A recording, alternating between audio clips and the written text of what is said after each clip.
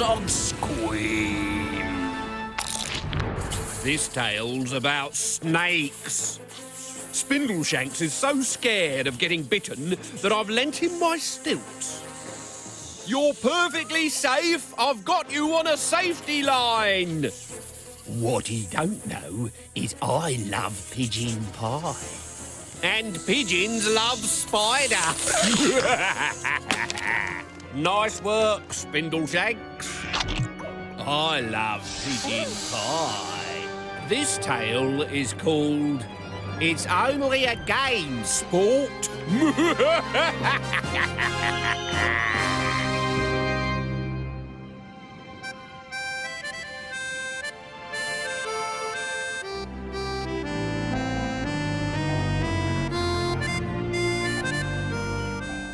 Bruce was Australian, so his house was built on stilts to keep the snakes out. And he was a real bad loser. When he lost, which was always, he cried like a howling monkey. At school, he had no friends because everyone was scared of his temper.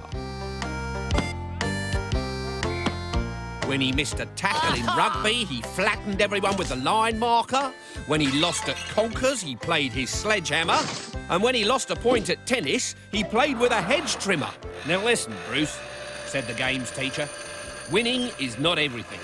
We can't all be good at sports. Some of us are better at other things, like flower arranging or painting with pasta. Accept who you are, Bruce. Be the best at what you can do. Right, Stanley leads 5... Don't say the score! I'm the umpire, Bruce. It's my job. Stanley leads 5... You're embarrassing me! It's only a game, sport. Stanley leads 5-love. Bruce dismantled the umpire's chair with a monkey wrench. Sadly, Bruce's parents were just as bad as Bruce. Shane and Sheila taught their son that if he couldn't win by fair means, it was his duty to cheat. At sports day, Bruce ran the three-legged race with a broom. But that's cheating. It's not cheating. It's so I can run faster and win. Another person tied to my leg would just slow me down.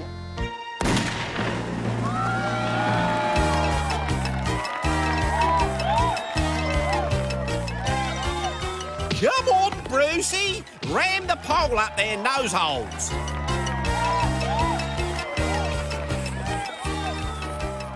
Kick him! Kick him! Trip the dingbats up! Bruce finished last, and as usual had 1,000 excuses. Pulled a muscle in my ear so I didn't hear the gun, and I needed a pee and I got a splinter from the broom handle and the grass was too green. It's not fair. They ganged up on me and wouldn't let me pass. That's called racing, you big baby. That's cheating. They knew I was the best, so they didn't let me win.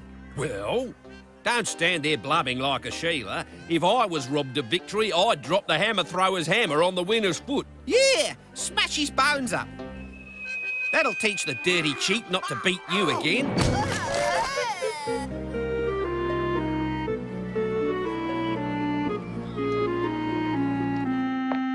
The boy's foot was still in plaster when the headmaster expelled Bruce.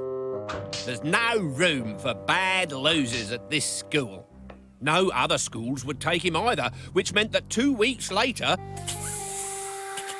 Bruce spent all his time at home with his little sister Kitty. Poor Kitty. She didn't care about winning. She liked flowers. So Bruce challenged Kitty to all sorts of games that he knew she couldn't win, on account of him being twice her size. But I don't want to drag a ton of potatoes up the ladder. Why not? Because I'm not strong enough. Then I am the winner, the great and glorious winner, and you are the sad little loser. I'm the best and you're the worst. I'm handsome and you're ugly. You're pathetic. No, that's you, Bruce shouted after her, but it didn't sound convincing. Bruce liked to make up games so that only he knew the rules. Then, if she started to win, he could change them. Kitty lost at emu croquet by 1 fall and a submission. When it was Bruce's go to play bush snooker, the kangaroos were tied down. But when it was Kitty's go, Bruce released the pockets, leaving Kitty nothing to aim at. And when they played trivial barbecues, Bruce asked Kitty impossible questions, like, who invented fire? Prehistoric man? Yeah, but what was his name? While he gave himself the easy questions. Bruce, do you cook meat on a barbecue? Yes, mate. 2 points. I win!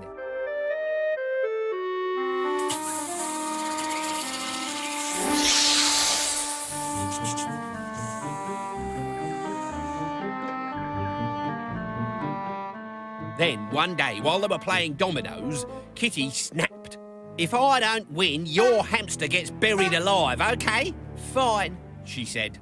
You win, I don't care. Yes! Crowed Bruce. I'm the greatest human being what ever played games. You're just a titchy-witchity.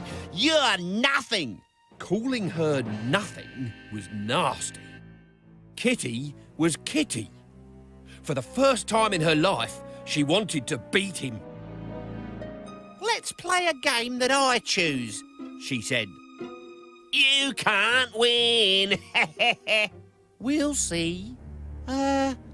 Snakes and ladders. Now, Bruce didn't like dice games because where there was chance, there was the possibility that he might lose. Mind you, he was only playing his squitty little sister who couldn't even throw a tennis ball beyond the end of her shoes. OK, he said.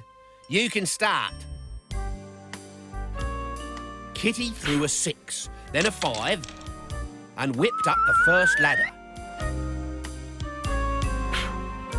He threw a 3 and met a snake. She threw another 6, missed 2 snakes, climbed a second ladder, threw a 2 and was already halfway home, while he threw a 1 and slid down. Can you pass it? No, get it yourself. The bad-tempered loser was back. That's not fair. I'm changing the rules. But it's my game. So, from now on, we go down ladders and up snakes.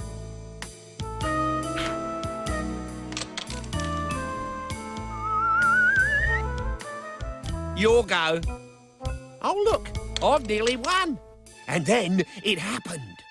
Bruce hit the top of a ladder. Down you go, down ladders, up snakes. But those aren't the rules. Don't you know nothing? You can only go down snakes, idiot. But you said nothing. Rules are rules. You're the one who's breaking them. I can go up and down ladders and snakes any way I like. And with that, he hurled the board off the balcony and tripped over the pet koala. He grabbed for the handrail but missed, and the next thing he knew, he'd slid down a ladder and was up to his neck in snakes. Game over!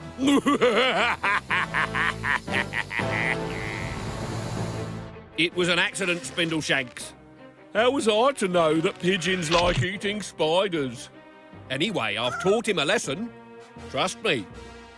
That pigeon will never bother you again.